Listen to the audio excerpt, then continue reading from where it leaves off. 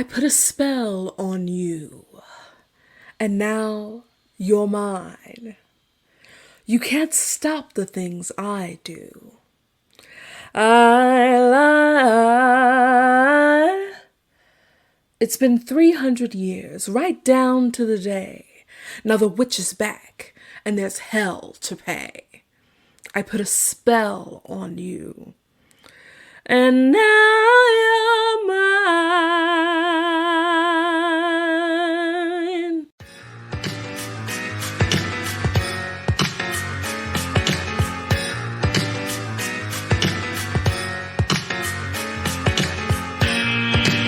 Welcome to Sup Media Reviews, the podcast that never needs spoiler alerts because it takes you back in time to relive the nostalgia of classic TV shows and films that you've probably already seen. I'm your host, Kiara, and each week I'll dive into the archives to bring you my take on movies and TV shows from at least 20 years ago. From cult classics to forgotten gems, I'll review them all and give my honest opinion on their impact and whether or not they still hold up today. Join me as we revisit the iconic characters, memorable moments, and timeless themes that made these shows and films so special. So take a break from adulting and get ready for a trip down memory lane with Sup Media Reviews. What is up, home slices? Thanks so much for tuning into Sup Media Reviews. I'm your host, Kiara, and today I'm reviewing the amazing 1993 film Hocus Pocus. The movie features Bette Midler, Sarah Jessica Parker, and Kathy Najimy as witches Winnifred, Sarah, and Mary. It also features child actors Omri Katz, Thora Birch, and Vanessa Shaw as Max, Danny, and Allison, respectively. I'd be completely remiss if I did not cover this movie during the very first spooky season of Sup Media Reviews. I just had to do it, especially in the 30th year anniversary of this film. So here's some fun facts about the movie. The role of Max Dennison, which was played by Omri Katz, was originally offered to Leonardo DiCaprio. He turned it down to appear in What's Eating Gilbert Grape, which also came out in 1993. Don't know if that was a good decision or a bad decision. Have never seen What's Eating Gilbert Grape, but I have seen Hocus Pocus. So if that means anything, it was a mistake. But he has a fantastic career, so, it doesn't really matter. The second fun fact is that brother and sister Gary Marshall and Penny Marshall play husband and wife in this movie. Now, Gary is the one who's dressed as Satan, and Penny plays his wife. My first thought was gross, like ill. Siblings playing husband and wife, yuck. However, I remembered Gary's name and his face, and I was like, oh, snap. So Gary Marshall, of course, is a film icon. Don't know how I didn't put two and two together, but he directed Pretty Woman and also The Princess Diaries, which I have already reviewed. And he's had like a super long career in entertainment, and he has since passed away. But I didn't realize that his sister was also an actress and director too. So when I looked her up, she is an icon in her own right. She directed the movie Big, and she made history as the first female director of a movie that grossed over $100 million at the box office. She also directed A League of Their Own and Preacher's Wife. And the Preacher's Wife connection is like her connection to Whitney Houston, who co-produced The Princess Diaries, which Gary Marshall directed. It's kind of weird, like that little circle or whatever. I feel like this brother-sister duo might not actually get enough credit. I feel like I'm just now kind of discovering who they are and their influence. And maybe it's just me just now discovering it, or people really like sleeping on them and their accomplishments. I don't freaking know, but it's kind of cool. The final fun fact is that on the Hocus Pocus 25th anniversary Halloween bash, which came out in 2018, Sarah Jessica Parker revealed that she actually ate the spider. We'll talk a little bit more about that later on. But if you want to check out Hocus Pocus, you can watch it on Disney Plus as of the recording of this episode. So here's the point in the show where I talk about my personal connection. Now, while I consider Nickelodeon to be the network of my childhood, Disney Channel really takes second place for me. Hocus Pocus was one of those movies that I could always look forward to watching during the Halloween season on the Disney Channel, as well as network television like ABC. The movie was actually a box office flop, but again, because I'm not a huge fan of scary movies, but I enjoy movies about witchiness and ghosts, this movie fits well into that box for me. The movie is a little bit creepy. but it's also really campy. There's a lot of fun or funny elements of it. So that explains why I was really into it as a child. Also, the three witches, the actresses that played the three witches are legends in their own right. I mean, Bette Midler, Sarah Jessica Parker, Kathy Najimy, they are all amazing. And they're kind of immortalized in this movie. And it's actually very sweet in, the cult classic kind of way. Also, I like that the movie has a mixture of ages of child actors so that it appeals to young kids that might identify with Danny, who's the younger sister, who was 8 in this movie, as well as teens like Max and Allison, who I believe might have been 16 or 17 at the time. I was only 3 when this movie came out, but because they had different age groups in the movie, I was able to identify with the different characters as I grew up. So when I was younger, I identified with Danny, but then when I got older and, became an older teen, I identified more with Allison. So I think that's pretty cool that, kids at different stages can watch this and kind of identify with the different characters. So I'm really excited to give you my perspective on this movie. So let's get into it. So the movie opens up and we're flying over a marsh-like area with the shadow of a witch on a broomstick reflected in the water. It's a super old town. The year is actually 1693. And we see a young man sleeping and the farm animals are kind of cutting up, as a witch lands near his bedroom window. He awakes to call for a girl named Emily, which we later on find out as his younger sister. And he leaves his cabin as a soothing female voice sings like this calming and creepy lullaby. So the boy and his friend Elijah see a purple plume of smoke in the woods, which means the witches are active, and they run towards it. And they actually see Emily, who is a young girl, probably 7 or 8 years old, being led into the woods by a witch. And Elijah is like, Emily belongs to the devil worshiping streets now. She's long gone. But the boy, who again is Emily's big brother, appears to be maybe 16 years old, chases after Emily and the witch and asks Elijah to summon his dad and the elders. Like, they got Emily, y'all bring the cavalry, okay? So this boy is running through the woods with no shoes on. At this point in the story, we don't know his name. He's falling and whatnot, but he finally catches up with Emily and the witch, and he sees Emily being lured into the creepy homes of the witches, okay? And so he peeks in a window to see that Emily is surrounded by 3 sister witches. We got Winnifred, who is played by Bette Midler, Mary, who's played by Kathy Najimy, and Sarah, who is played by Sarah Jessica Parker. Now, we know them, we love them, and these actresses and their resumes really speak for themselves. But the witches call Emily the guest of honor. And Winnifred, who is the leader of the sisters, speaks to this weird spell book that has like a working eye on it. I was always creeped out by this as a child, but they're making something in a cauldron, a potion, and we get to see their sisterly banter, which includes some jealousy, some frustration, a little stupidity.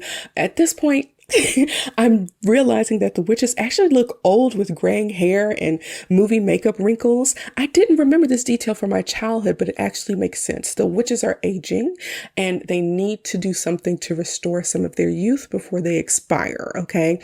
I feel like their movie makeup is kind of meh.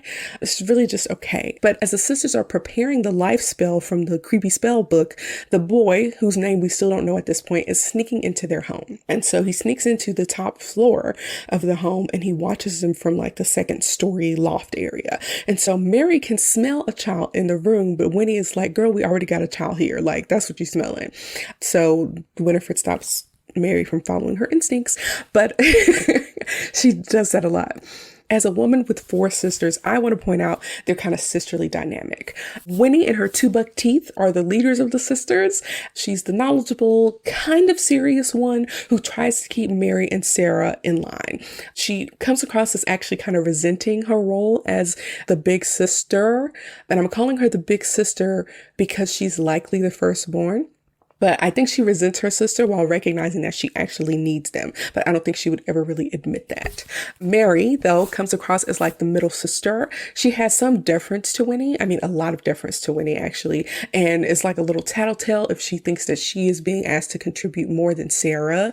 So there's some jealousy there. We see Sarah, who appears to be the youngest. She has like a little squeaky voice. She comes across as very fancy-free and a little stupid. So she may have to defend herself against Mary sometimes, but she would probably never think of crossing Winnie. So we'll explore their dynamic a little more later on. So now it's time for the ladies to add a piece of themselves to the cauldron to put like the final touches on this spell. And it's a bit of their own tongues. And they literally bite off a piece of their tongues and spit it into the cauldron. And I don't know why, but that freaked me out.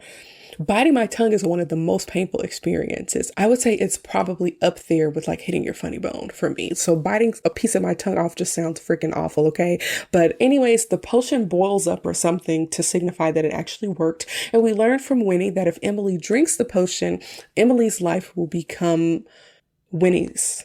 So basically she's stealing her youth. Winnie has to correct herself. Instead of saying like her life will become mine, she says her life will become ours. So there's a piece of Winnie that actually does not want to share. Just as an FYI, her name's Winnifred, but I'm going to call her Winnie just to make things a little bit easier.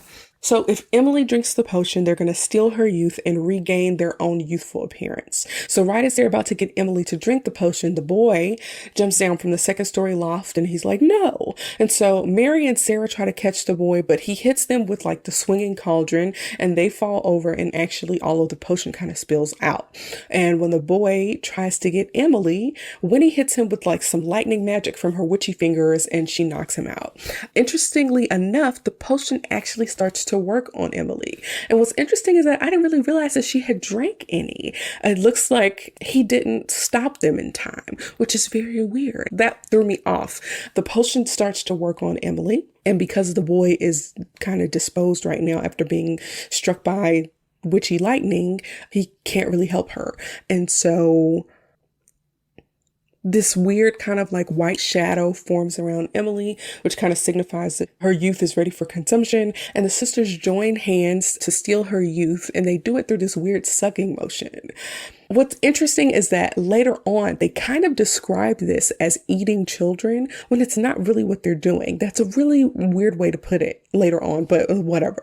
So when we pan back to the witches after they do this little ceremony or whatever, she's younger and so are Mary and Winnie. But apparently they aren't as young as they want to be. The question is, how young do they want to be? We'll talk about that later, I guess. But they plan to suck the youth from all the children in Salem so that they can be young forever. And it's like, how many children is that? I don't know. Because I feel like they reverse their ages. Maybe like 20 or 30 years just from the one kid. Like, y'all trying to go back to infancy? Like, I don't get it. Anyways, poor Emily is slumped over in the chair that she was sitting in, and I'm assuming that she is dead. I don't think I ever considered that they actually killed a child in like the first 5 minutes of this movie. But the sisters narrow in on the boy, and the boy is like, there aren't enough children in this town to make you hags beautiful, which is like an old school burn. And so they decide to punish him instead of consuming his youth, as he also destroyed the potion. So there's not really potion there for him to drink so that they can actually suck the youth out of him. And so they decide to punish him. And they look through their creepy little spell book for punishments, and they settle on giving him eternal life as a black cat. A very interesting punishment, as black cats are very ominous and even in modern day have trouble getting adopted due to the superstition of black cats being unlucky. So now this movie actually connects to Sabrina the Teenage Witch in more than one way. Sabrina the Teenage Witch featured a cat named Salem, who was a human who was turned into a cat because he kept trying to take over the world. But the other connection to this is that the animatronic cat that is used in Hocus Pocus was actually used on the show Sabrina the Teenage Witch to depict the cat. So that's a interesting factoid for us late 80s and 90s babies. Okay. So right after they turn the boy into a cat, the angry villagers finally come to the witch cabin with torches, and the witches do this weird thing where they pretend to be human and normal old ladies, but the real humans aren't buying it, and they prepare to hang the witches. Emily and the boy's dad ask where the boy is, and this is where we find out the boy's name. The boy's name is Thackeray. What kind of name is that? That's so hideous. And to be honest, it's not even that far off from Zachary. But something about Thackeray just sounds awful. But Winnie makes a joke about the cat having her tongue, and the sisters start singing. And when they sing, it's like they're reciting witchcraft. And so the people in the crowd, and there's a lot of people there, as maybe all of the townsfolk, I would say at least 40 people, but they're told like, don't listen to them. They're reciting witchcraft or whatever. And so they start covering their ears. And so little Elijah drops the spell book to cover his ears, and the spell book opens because it kind of does have a mind of of its own, and it flips to a page with the black flame candle spell. And the spell reads, "One All Hallows Eve, when the moon is round, a virgin will summon thee from under the ground."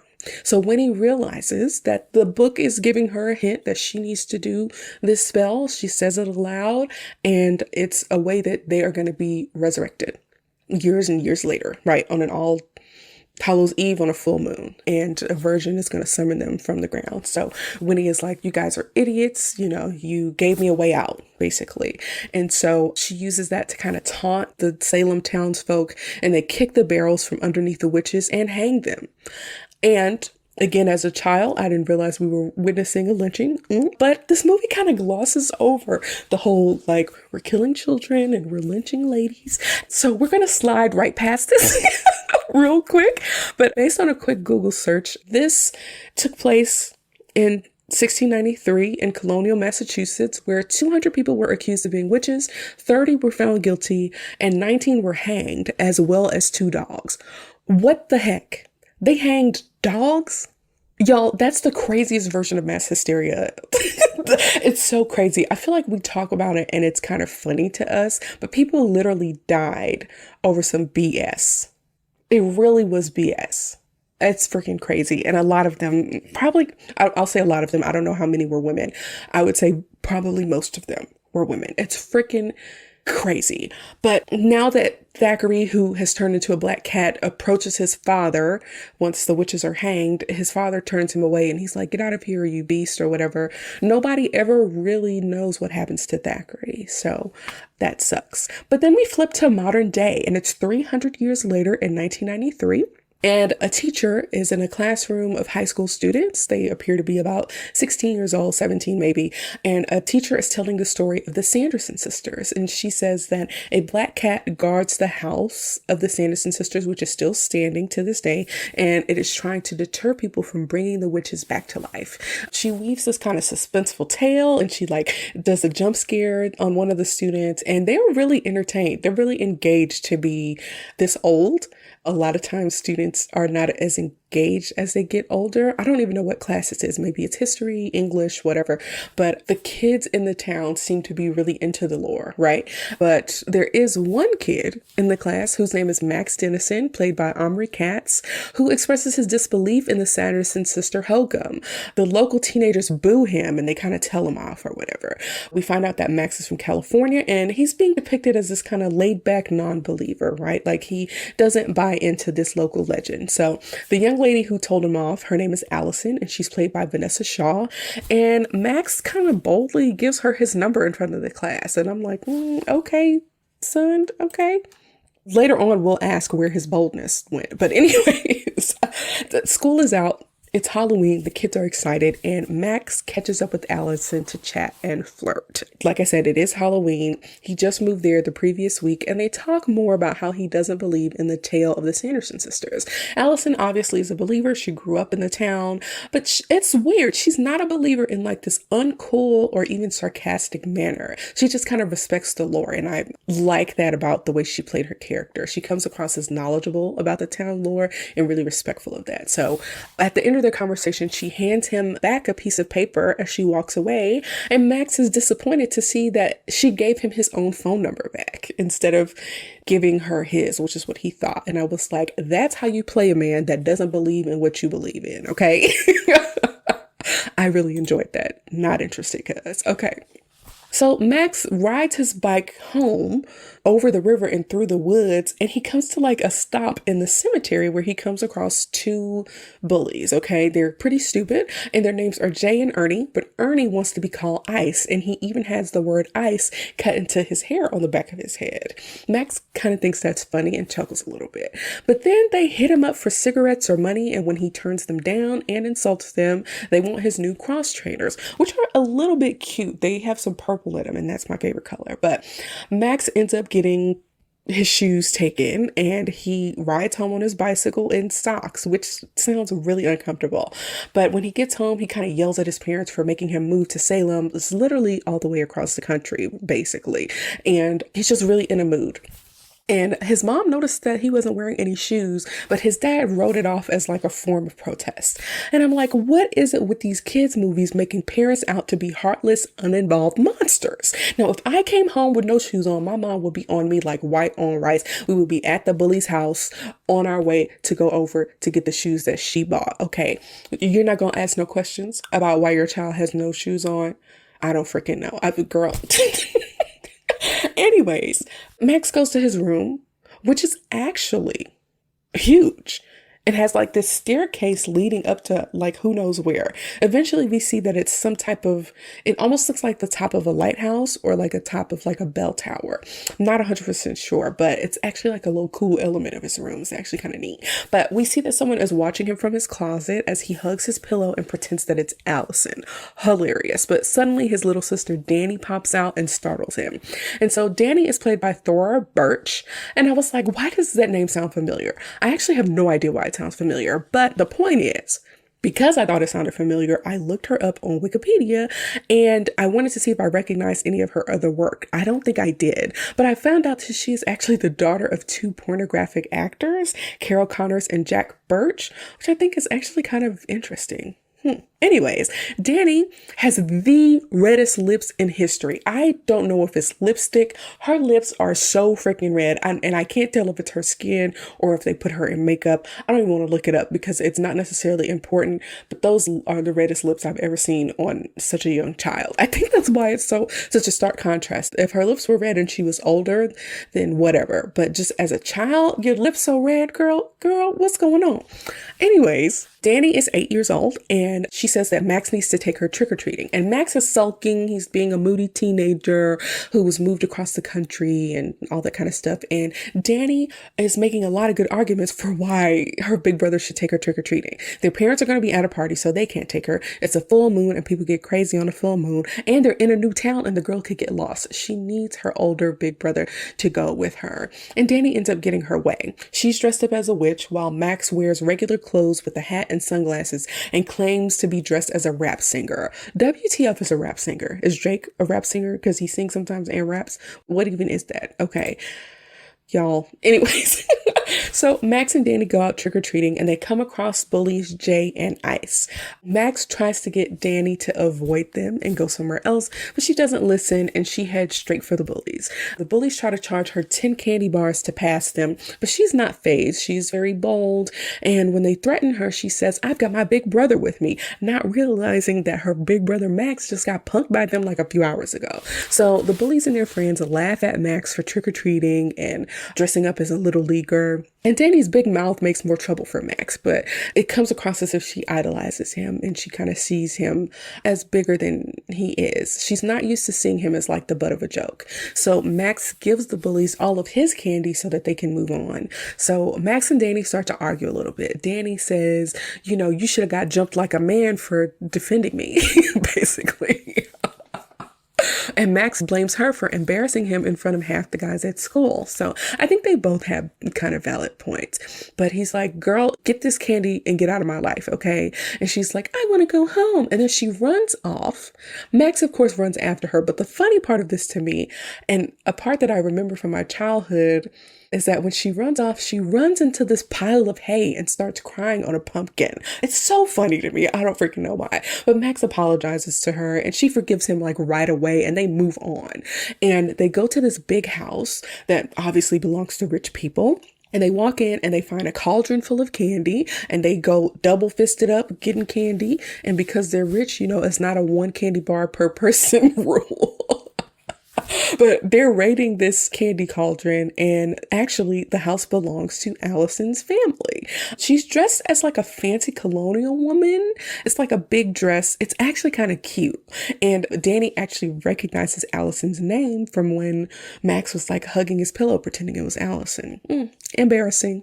But this party at Allison's parents' house is mostly adults, so Allison's really bored. And she seems to really welcome that there are some guests that are there that are closer to her age. So Danny embarrasses Max again by claiming that he loves Allison's yabos, which is slang for boobs. I don't know if that's 90s slang or whatever. And I'm like, why are there so many terms for boobs? Like, why? Everything has to have a nickname, another name, an alternate name, and none of them are appropriate or loving. But Danny brings up the Sanderson sisters, and Allison's mom used to run the Sanderson Sister Museum, which was apparently at the old witch's house. So the Sanderson sister house was converted into a museum, but Allison says that they had to shut it down because of all of the weird spooky stuff that was going on. So Max, who's trying to impress Allison, says that they should go to the Sanderson house to make him a believer with his old Imagine Dragons head ass. But anyways, Allison changes clothes and Danny is hesitant to go into this haunted house. But Max is like, I'm really trying to impress this girl. The only way that Danny agrees to go along with this plan is when Max agrees to trick or treat next year with her as Wendy and Peter Pan, and he has to wear the tights. He must really like this girl. So the kids go to the Sanderson house, which is fenced off and locked up. So they break in. They break into the area where the home is. They also break into the actual home. And so they're totally trespassing. The place is dark and dusty. There's a million cobwebs everywhere. You can see that the house was transformed into a museum. And Max uses a gift store lighter to find the light switch. So the light switch gets flipped on. And you can see the whole place. And you can see someone is watching from the outside of the house. It's actually Thackeray, who again is in cat form, right? So Allison is basically giving them a tour in the history of the place. The spell book is there inside of a glass case, and it's apparently bound in human skin. And I'm like, this movie is a little bit more edgy than I remember. To be fair, I don't know that I could really comprehend everything that was going on at the time, but yeah, human skin, that's a little edgy. But Max spots the black flame candle, which is made from the fat of a hanged man, and he reads the legend. If lit by a virgin on a full moon, it will raise the spirits from the dead. And so he's like, I should light the candle with my new lighter. And when he suggests it, he gets attacked by a black cat, which is Thackeray. And so Danny and Allison freak out and they're like, okay, this is an omen. You got attacked by a black cat. Like, quit playing around and let's get up out of here. But an incredulous Max says, this is all just a bunch of hocus pocus. Usually when characters say the title of a film, it's corny. For whatever reason, it doesn't come across as corny to me here. And I don't know if it's because it's a children's movie or because it actually fit into the scene, right? Because the thing that's coming to mind for me, and Why Did I Get Married Too? There's a part where one of the characters says, why did I get married? And then the partner's spouse says, or that person's spouse says, why did I get married too? And I'm like, that is not how people talk. Like, it comes across as unnatural. But in this instance, him saying this is all a bunch of hocus pocus actually makes sense in the scene, right? So he lights this black flame candle. The flame actually turns black, and then crazy stuff starts happening, of course. Like, all the lights go out. The wind picks up inside this building, and a glow comes from underneath the rattling floorboards. And now everyone knows he's a virgin. So it's all bad. So the candles around the room starts lighting themselves. And for the first time, Max is faced with the consequences of his stupid decisions.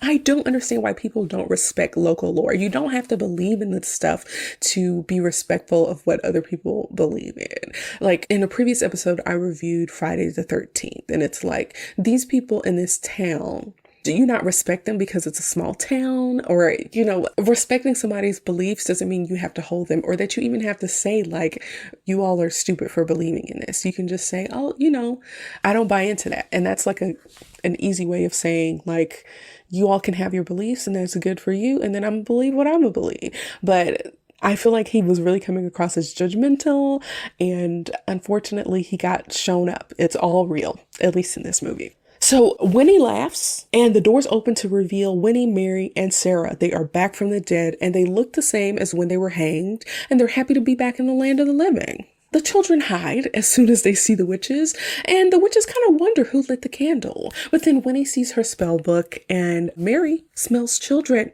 Her sniffer is pretty good. And this is one of the reasons why I said Winnie actually needs her sisters. They actually have helpful children-seeking abilities. Mary has a sniffer that will sniff out a child, and she can even tell a few details about the child, like the sex of the child and the age of the child as well.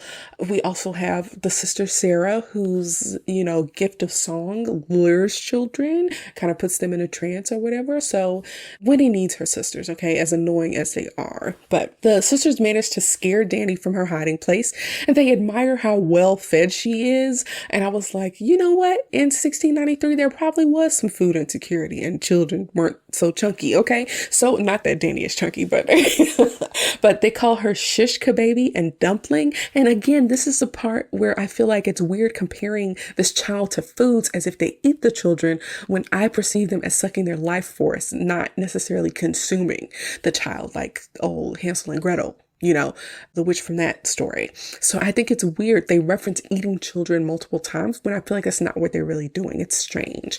But they realize that it has been 300 years since they were hanged, and they get ready to put Danny inside a cauldron when Max calls out to them. So Winnie zaps him with her little lightning, and already we are drawing parallels between Thackeray and Emily versus Max and Danny, and that happens throughout the movie.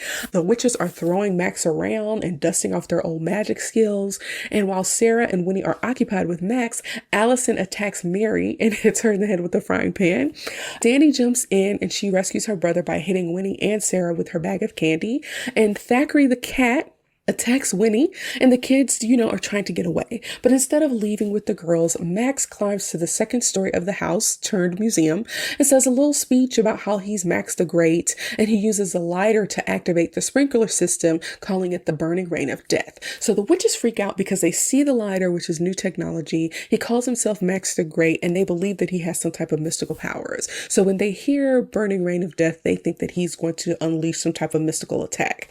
So when the sprinklers turn on, they are freaking out, thinking they're going to be hurt or die. And Max uses this opportunity to jump down, and he ends up falling on his butt. But then Thackeray the cat climbs on his chest and says, "Nice job, Max." And it freaks the boy out because it's a talking cat. But the cat tells him to get the spell book, and he does. He has to break the glass case and grab it. And this buys the kids a little bit of time before the witches realize that the sprinkler is just water, and they chase the kids. Now, when the witches leave the house, they come across some pavement, and they don't really know what it is. And they push Sarah into it, thinking that it's a black river, but it's firm and solid. So they were willing to sacrifice her. I'm just now realizing how important the 300-year time difference is in this story. A lot of the stuff that happens is them realizing and recognizing, like, centuries later, how much technology and things have advanced. So they end up doing that weird iconic walk where they march in like this horizontal lockstep. It's really cool, actually a little bit creepy. And then they see an emergency vehicle go by with lights and sirens. Never having seen a car before like that, maybe never even hearing a sound like that, they run away scared. And I can see why it would be freaky to experience that for the first time. But like I said, because they're experiencing these modern inventions, the kids have time to create more distance between themselves and the Sanderson sisters. So real briefly, we're going to take a break from the story and talk about the costumes, okay? Winnie has red hair in the style of the Queen of Hearts. She has very pronounced red blush. She has lipstick that is only around like the fullest part of her lips. I believe that's also similar to the Queen of Hearts as well. She's wearing an old school and very witchy green and blue getup. It's like a long dress that has this decorative, maybe velour or velvet robe or coat over it. And there's a lot of movement in the skirt with like a potential petticoat underneath because of how full it is. She has long nails, and she's wearing a lace finger loop glove that is so cute. And because she's witchy and uses her hand a lot with her magic, the nails and the gloves and the rings are really like cute embellishments. I like her get up the most. When we move on to Mary, she has black and purple hair that's styled to look like the top of a witch's hat. She's heavier set with like a sideways mouth. She's wearing a brown top that reminds me of like a bar winch.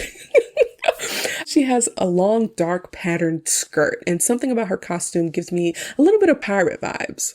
Lastly, we have Sarah, who has long blonde hair. She's wearing a dark eye and lip makeup, and her maroon dress is corseted to show off her slim figure and push up those yabos. And her sleeves are lace, and the bottom of her dress is really flowy and layered, but there's not too much fabric to distract us from seeing like how fit she is. So the differences between them tell a story, and their costumes are a part of that. The Queen of Hearts hair separates Winnie as like the leader of the group. The bar wench appearance of Mary displays her kind of homeliness and may explain her jealousy of Sarah.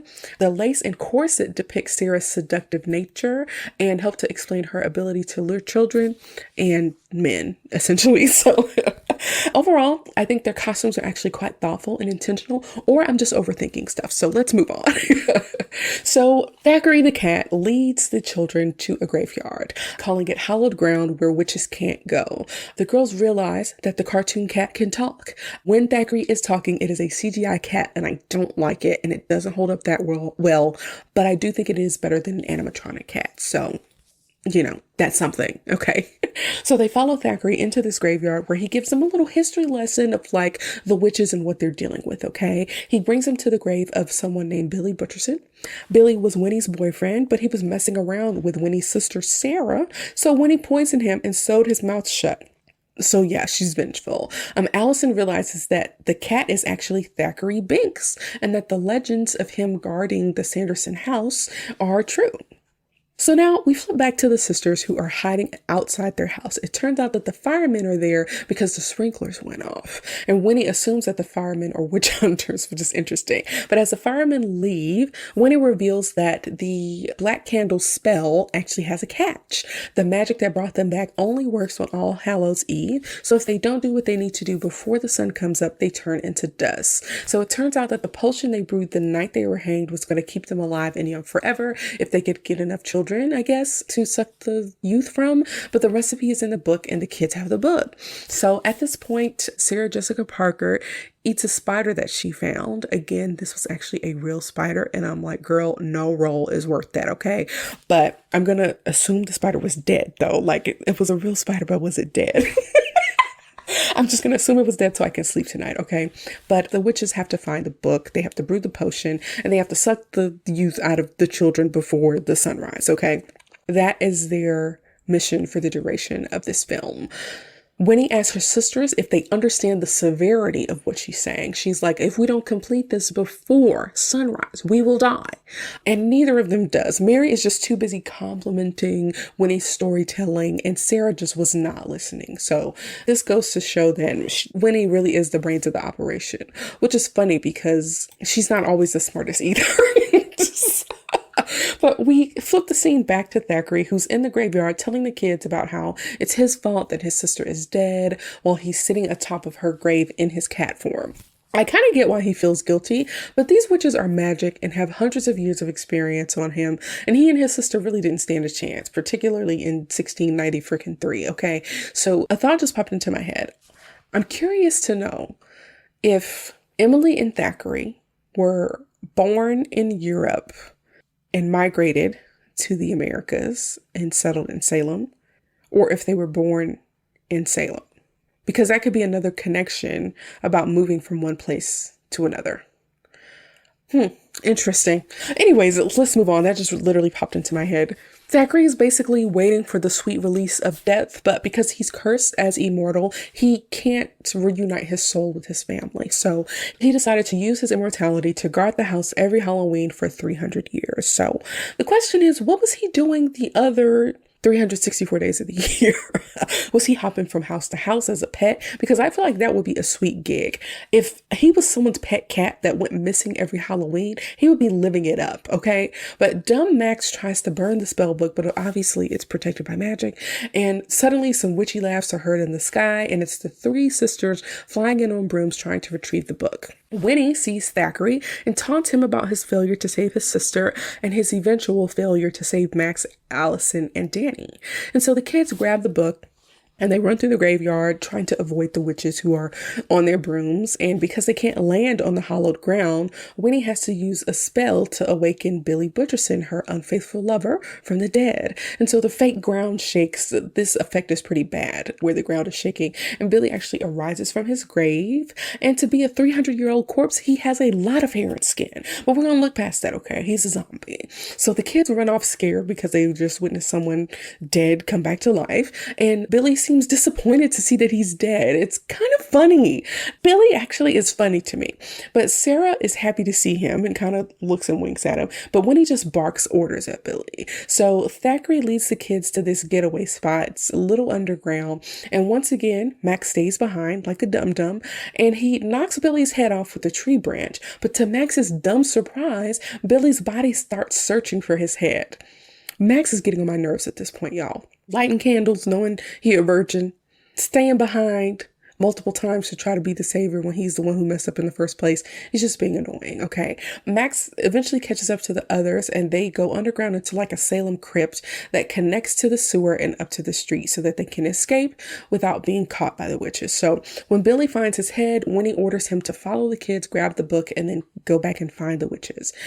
Winnie says something interesting. She says, damn, damn, double damn, which I think is a funny phrase, particularly for a kid's movie as well because of the curse words, but I thought it was funny. So the sisters need a plan to collect some more children, okay? The more children they get, the younger they will be. And like I said earlier, when they suck the youth out of little Emily, their age went back 20 to 30 years, okay? And it's like, how young do you want to be and how many children will it take to get you there? Because I feel like if little 1693 Emily got y'all down to where y'all were in this movie, y'all need one more child. Pick an annoying bully, suck the youth out of him and move on, okay? Winnie is freaking out, so Mary suggests something called a calming circle where they just go around and name things that they love. It's actually kind of cute, but they get interrupted by a bus, like a city bus, pulling up to the nearby bus stop. And so the bus driver starts flirting with the ladies, and he explains to them what a bus is. He says it's going to convey them to their wildest desires. And Winnie is kind of giddy and recognizing that he's flirting with her. And she says that she desires children. And so the cheeky bus driver is like, oh, it might take me a couple of tries, thinking that she wants to make a baby. But no, she wants to kill a child, basically. But that is an adult joke that I did not remember from this movie. And I thought it was pretty funny. So the ladies bring their brooms and board the bus, which appears to be empty at this time for whatever reason. But meanwhile, Billy is following the kids through the sewer, and the bus driver lets Sarah sit on his lap and steer the bus right as Thackeray, who the kids have called, or I guess nicknames is his last name, Binks. Binks is emerging from the sewer, and unfortunately, he gets run over by the bus. So when the kids come out from the sewer, they see a smushed black cat. There's no guts or blood. There's just like a deflated looking cat. And Danny is crying, and the two older ones are upset, and Max starts blaming himself when suddenly Binks inflates, somebody blows him up, and he comes back to life. And I'm curious, like, I wonder how many times Binks died over the past 300 years. That's a little interesting kind of side thought I have. But in this next scene, we're back on the bus with the Sanderson sisters, and Mary yells, "Stop!" because she smells children. So the bus comes to an abrupt halt, and the bus driver is mad that he can't get Sarah's number. But when the sisters get off the bus, they're baffled to see what All Hallows Eve has evolved into. It's what we know as Halloween. So they're really confused by these little weird creatures that are running all over the place. Winnie calls them hobgoblins, which is freaking hilarious, okay? And they scream when a child who's dressed as an angel blesses them. So a man in a nearby house who's dressed as Satan emerges, and the sisters recognize him as their master. So they run over, and Satan actually recognizes them as the Sanderson sisters, thinking that they're women in costume. So Santa, again, is played by the legend Gary Marshall. So we switch the scenes to the children who come across an officer on a motorcycle, and they ask for help. Max explains that he lit the candle and he's a virgin and he stole the book, and he tells them, the police officer entertains them for a little bit, but then he tells them to scram and stop wasting his time. And so the kids leave, and we later see that the man was only dressed as a cop for Halloween and was not actually a cop. So I briefly looked it up, and it doesn't appear that dressing similarly to a cop on Halloween, it's illegal. It's only considered impersonation if the person dressed as the cop identifies themselves as such, or tries to use their appearance to their advantage, or tries to use their appearance as a peace officer to get someone to commit a crime. So, but anyways, Billy emerges from the sewer and ends up losing 4 fingers when the fake cop runs over the manhole cover. This scene actually sticks out in my mind. Jamming my fingers hurts so bad. I can't imagine someone losing their fingers that way, even if it is a zombie.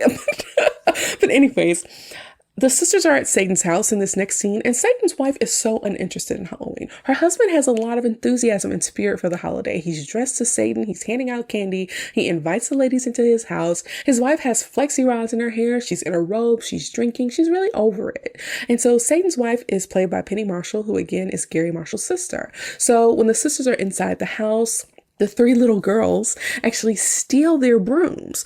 We never come back to this. We never figure out what happened to their brooms. Three little girls get on those brooms and fly away. Why aren't they screaming their freaking heads off? Why don't we hear about these girls ever again? Did they not know how to use them? Did they fly into a wall? Where are the brooms?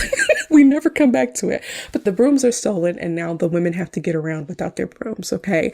That's the point of this. So while the sisters are in the house, Mary watches TV for the first time. Winnie mistakes the kitchen for a torture chamber. Sarah dances with Satan. And so when Mrs. Satan comes downstairs and sees her husband dancing with Sarah, she kicks them out of her house. And when they refuse to leave, the wife sicks their tiny dog, Ralph, on them. Come to find out, that dog was actually Kathy Najimy's actual dog, which is kind of cute. So a beautiful dog, some type of small terrier with like silky hair. So they get chased out of the house by a tiny dog, and they find out that their brooms are missing, and one of the sisters used the word purloined. Now, when I looked it up, or before I looked it up, I assumed it meant like dang it or fiddlesticks or, but it actually means stolen. So my vocabulary is broadening every day. If something gets purloined, it's been stolen. Okay, so Winnie realizes that Gary Marshall was not the real Satan and that the hobgoblins are just children in costumes. This is what I'm talking about, that Winnie is the strongest link in the chain, but she has a few chips in her because she could have realized that sooner. But whatever. So we're back to the kids who have gone to find their parents at a Halloween party in town. It looks like a lot of the adults are here. A lot of the adults in the town in Salem are actually here celebrating Halloween while the kids go out and run amok in the streets. But a live band is playing, everyone's dressed up, and it kind of makes it a little hard to find their parents, but they do find them. And their dad is dressed as Dracula and the mom is dressed in Madonna. The dad takes Max aside after greeting Allison.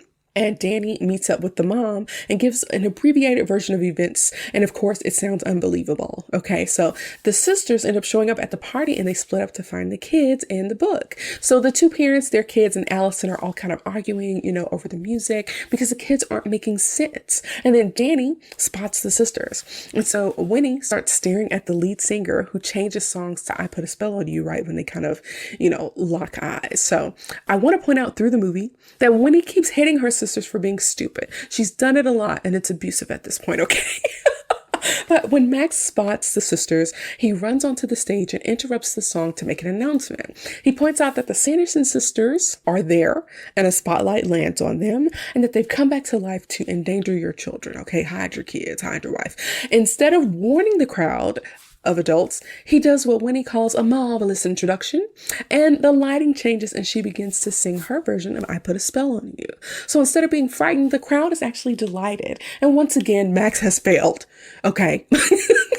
But the band backs them up and plays the music for them, and Mary and Sarah become the background singers, and the music acts as a spell to kind of capture and entrance the adults in the room, which is actually very smart because if the adults are all tied up in this room, the witches can basically kind of have their way with the children. I mean that in the Hocus Pocus way. Okay. But then Billy shows up and the kids have to leave to avoid him.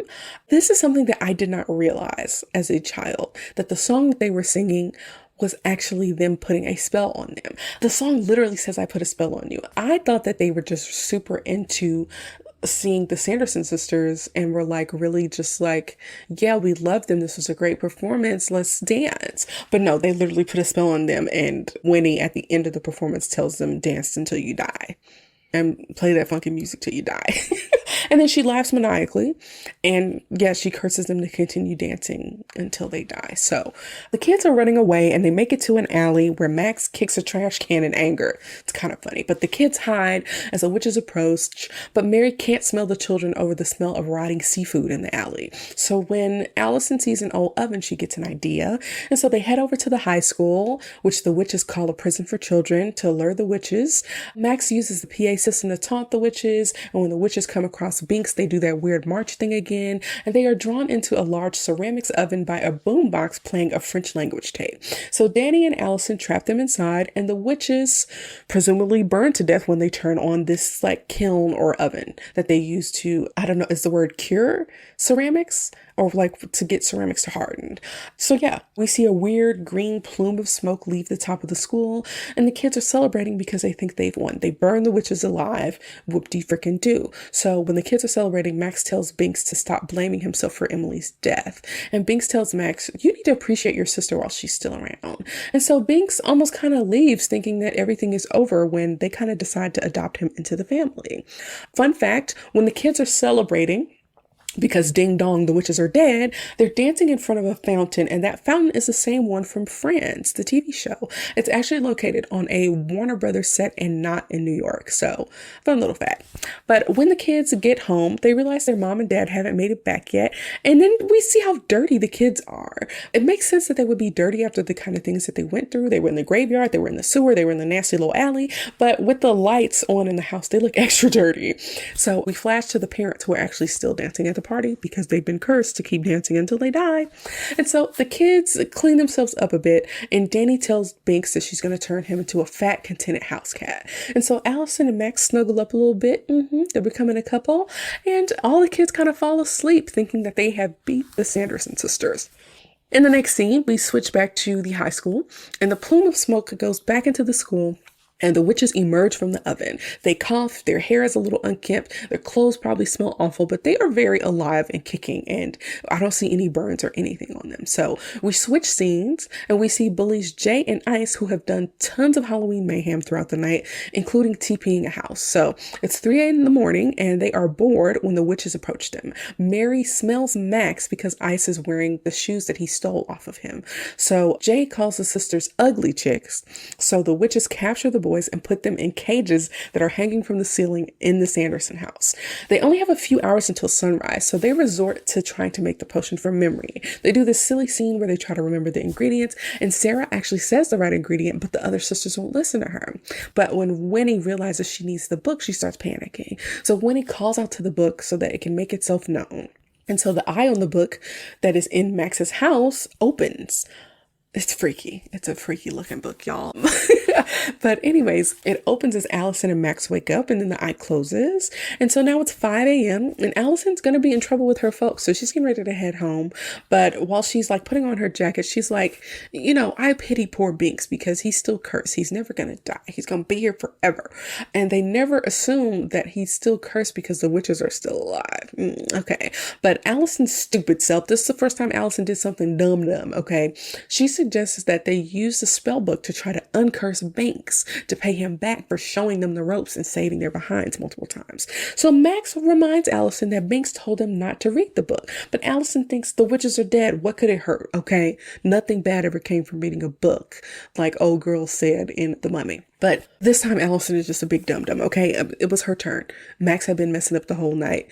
Danny had been opening her big mouth all night. Allison had to mess up at some point, okay? So when they open the book signals with like a beam of light that goes into the sky. And we flip to Winnie, who's being dramatic about them dying when the sun rises, and Mary's tending to her and repeating her every word. But then they go to the window to see the beacon of light coming from the spell book, and they have hope again. So they find a broom, a mop, and a vacuum in a closet in their house, and they use it to fly towards the light to retrieve the book. Max and Allison are reading the book. The light is shining on their faces, but it doesn't appear that they can actually see that. Or maybe they just think it's something mystical about the book. But the kids learn that a circle of salt can protect them from witches, which is something that I have heard a lot when it comes to lore. But Binks wakes up, and he closes the book, But the witches are basically at the house already. The older kids leave the room as the witches kind of break in quietly so they can find some salt. They flirt while they're in the kitchen, and right before they have their first kiss, they hear commotion upstairs. So they run up to check in on Danny, and they notice the book is missing. And when they peel back the covers looking for Danny, it's actually Sarah in the bed. And I actually jumped, y'all. They got me with a little jump scare, okay? So Mary, Winnie, and a captive Danny come out of the closet, and Winnie uses the book to attack Max. It's interesting that all the physical attacks are only on male children, while the sucking of the life situation seems to be reserved for the young girls. Allison, I don't think, gets physically attacked by the witches at all.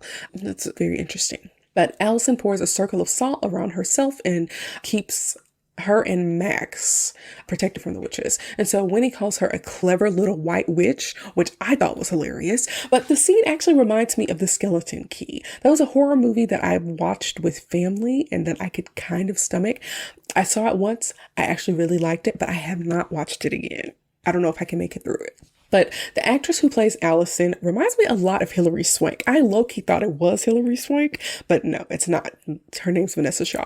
Anyways, the witches leave with Danny, and Winnie says the candle's magic is almost spent. It's almost dawn or whatever. I don't know why. This was the first time in the story that I'm recognizing that the candle is actually acting like a timing device, or like an hourglass basically. But the witches leave through the weird bell tower lighthouse structure, and they blast off, which destroys like the roof of his bedroom. And Max ends up waking up from his attack that he suffered at the hands of Winnie. So while the witches are flying back to the Sanderson house, Sarah gets the task of starting to sing her beautiful lullaby to lure the children to the Sanderson house. It's actually a beautiful kind of lullaby, even though it is kind of sinister. But Max wakes up to see tons of children being lured to the sound of Sarah's song. And Allison starts putting together that the sisters will die if they don't steal the lives of children by the time the sun comes up. So then Max asks a weird question. How do we make the sun come up? Even though it's foreshadowing what they're going to do next. It's a stupid way to ask about next steps. If I learned this bit of information, I'd be too worried about Danny or delaying the witches to worry about how to make the world turn faster so that the sun can come up, okay? And where in the heck is Banks? Now, I did mention this before, but one of the other effects that doesn't really hold up for me is that when the witches are flying, it's not very smooth or fluid. It's basically like you can all but see the strings that are being pulled to make them fly. Sarah finally makes it back to the Sanderson house where Mary is helping Winnie make the potion and Danny is tied to a chair. So we also see that Thackeray was put in a bag, so that's where he went. What's funny is that Jay and Ice are still in cages suspended from the ceiling. And they're kind of being taunted by Sarah and Mary. And so when Danny mouths off and calls Winnie ugly, Winnie designates her as kill number 1. So we see someone pull up in what looks like a red Ford Explorer, and the potion is ready, and the witches try to get Danny to drink. Thackeray warns her not to drink from the little bag that he's trapped in, so she's resisting drinking. But right as they're about to force feed Danny this potion, Max runs in and tells them about something called daylight savings time. And a light flashes from outside, and the witches think it's the sunrise. So they get all dramatic, thinking that they're going to die. And Max uses this time to untie Danny, grab Binks, steal his shoes back from Ice, knocks over the newest batch of the potion, and he abandons Ice and Jay, who are left in the cages. Allison and Max use some type of colored film or tape over the headlights to mimic sunrise, but they hightail it to the car to try to make an escape. So it looks like there actually may be about an hour left before sunrise. Unfortunately, they can't make a quick getaway because the entrenched children are making their way to the Sanderson house and they're blocking the driveway. Winnie sees that even though the cauldron gets knocked over and broken, that they can salvage enough potion for a single child. And even though they have a whole town of children arriving, because of how vengeful Winnie is, she's dead set on getting Danny for calling her ugly.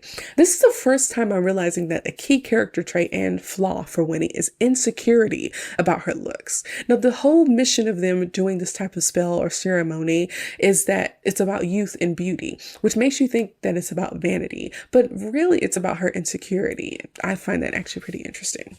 So the kids make it to a cleared part of the road. They're driving pretty fast. Again, we don't know how old Allison and Max are, but Max appears to be a good driver. Maybe he's 17. But anyways, Winnie pulls up beside him on her broom and asks to see his driver's permit. Girl, how you know what a driver's permit is? You just made it to 1993. But anyway, she starts choking him through the open driver window, and I thought this was low-key kind of funny. But the CGI here that shows her flying next to the car is cartoonish to me. It's not totally awful, but it's just not good. So the kids kind of throw Winnie into the bushes as they drive away, and they head back to the cemetery, which is hallowed ground. And again, the witches aren't supposed to touch the ground there. So the girls and Binks run in, and Max ends up getting accosted by Billy. And so Max tells the girls to run ahead, and he pulls out a small knife, and then Billy grabs it and Max and holds Max kind of like by the neck, right as Winnie pulls up and barks more orders for Billy to bring Winnie, the little girl, Danny. But Billy uses Max's knife to cut open his sewn up mouth, and some moths come out. I actually heard that these were real moths, but the inside of the mouth was fake. So the actor did not actually have the moths like on his tongue or in his mouth. It was like an artificial mouth. But yeah, these people and these real bugs, y'all, I couldn't do it. But Billy speaks for the first time, and he calls Winnie a winch, a trollop, and a buck-toothed mop-riding firefly from hell, which is really funny. And Billy, like low-key, well, not really low-key, high-key, teams up with the kids against these witches. They surround Danny with a ring of salt as the witches fly over, and Allison throws some salt until she runs out. Winnie kicks Billy's head off after he tells her to go to hell, and Danny leaves the salt circle to help Billy find his head. Danny, girl, you out here about to die, and you trying to save somebody that's already dead. This is one of the most annoying kind of tropes about, one of the things I didn't talk about was how Danny is like this idealistic, altruistic kind of girl. And a lot of times they end up risking other people's safety because they want to be altruistic or whatever. Like, girl, come on. Danny ends up getting scooped up like a little dummy because she stepped outside the salt circle. And Winnie calls her a trolley mog, which is hilarious. And she's trying to force her to drink the potion while she's on the floating broomstick above the, graveyard where they're at. I looked up trolley mog, and it means dirty, slovenly female. I think that's pretty harsh for an 8-year-old. But Binks jumps into action and pounces on Winnie, causing her to drop the potion. And Max, with his cat-like reflexes, catches it instead of letting it break on the ground. Now, personally, I think this is a little bit of a dumb move, but the movie would have ended in an anticlimactic way, but it would be over. But Max tries to use it as a bargaining chip, but he doesn't have the upper hand in this. So he ends up drinking the potion and sacrificing himself as a life force straw. I don't know. He ends up sacrificing his own life force to save his sister, Danny. So Danny is returned to the ground. Winnie calls him a fool and pulls him off the ground by his clothing and lifts him up some feet off the ground, maybe 10 to 20 feet off the ground by his clothing, and she begins sucking his life force. But Max is older.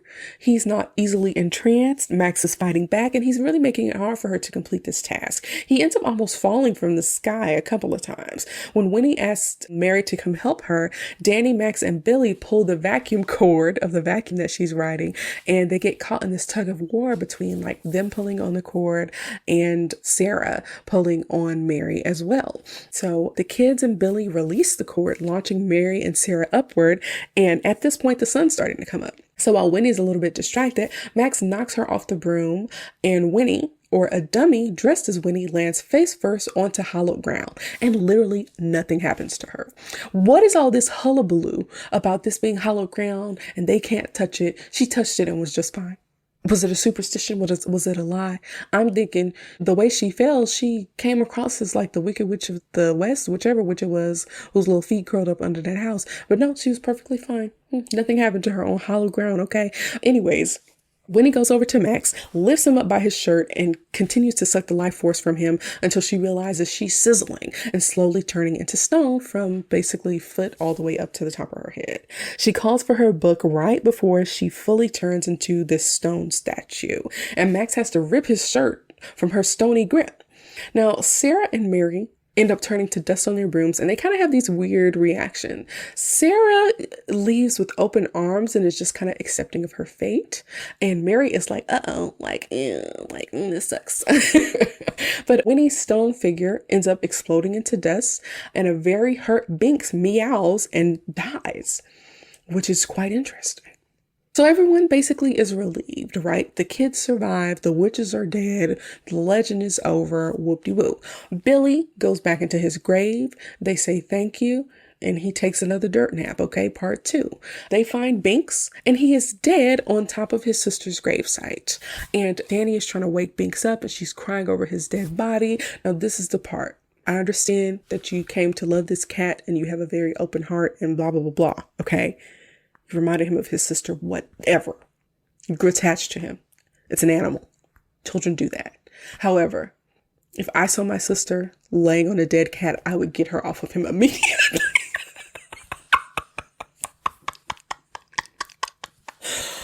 Oh, I don't even know if I explained how he got injured. He climbed up a tree to hop onto Winnie to attack Winnie, and that's how the potion came loose. And then Winnie grabbed him and threw him down to the ground. So he had like a 20-foot fall or whatever, and he didn't land on his feet because I guess he's way past his 9 lives. But y'all, her laying on top of that dead cat, the only thing I could think in my head was, girl, if you don't get off that that dead cat. That cat ain't never had no flea bath. That cat ain't had no type of veterinary care. Get off of that cat, okay? I don't know why that was my first thought. But anyways, she hears someone call for her, and it's actually the ghost of the human Thackeray. His soul is free now that the witches are gone. And Binks even thanks Max for lighting the candle with his virgin behind. And so we see the ghost of little Emily calling for her brother Thackeray. And he says he's always going to be with Danny. And he kisses Danny on the cheek, which feels weird to me. It's very strange.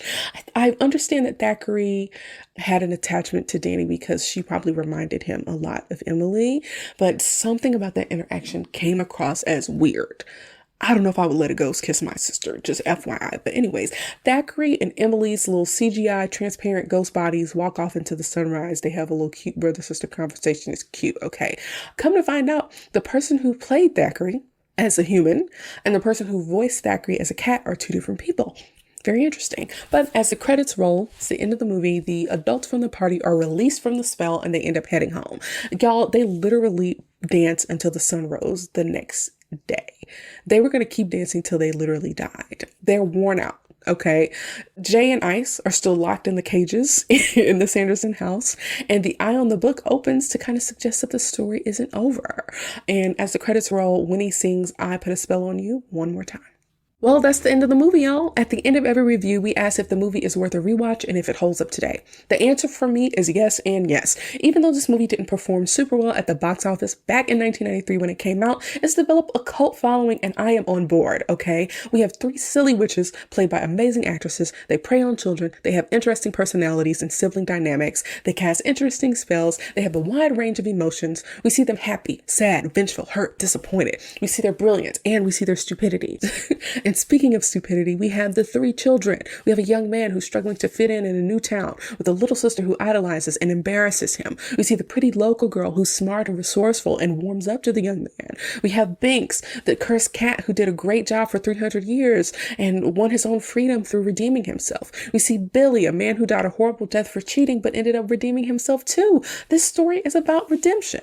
I mean, Max went from being the grumpy big brother, reluctantly taking his 8-year-old sister trick-or-treating, to the kid who saved literally every child in the town, even though he's the one who endangered them in the first place. But it's a sweet story with a happy ending, and what is not to love, okay? I will say there were some elements of the movie that threw me off a little bit. I found that the story was a little edgier and a little more sinister than I remember. They depicted a child dying within like the first few minutes of this movie. They depicted women being hanged within the first few minutes of this movie. There was a little bit of a sexual joke with the bus driver. Sarah's character was depicted as really promiscuous. And I don't think any of these elements as a child, but these elements do come across as like a little inappropriate. And that kind of begs the question for me. If as a child, me watching this, I was not aware of these elements, if it didn't register with me, does it matter? And I think maybe not. I feel the same way similarly about Jumanji. Like, rewatching it as an adult, I was like, why was I not more scared of this? Like, a lot of scary things that could be scary to children happen in Jumanji. And as a child, I didn't view the movie as scary. It came across more as adventurous to me with like a little bit of a dangerous element to it. So if my mind didn't really go there to a scary place, or if my mind is not going there to this kind of inappropriate place of children being eaten, that type of thing, does it even really matter? And the answer is probably not. But keep ruminating on that. But I will say that I enjoyed the movie a lot, and I only mildly disliked the CGI cat and the poor movements when the witches were flying.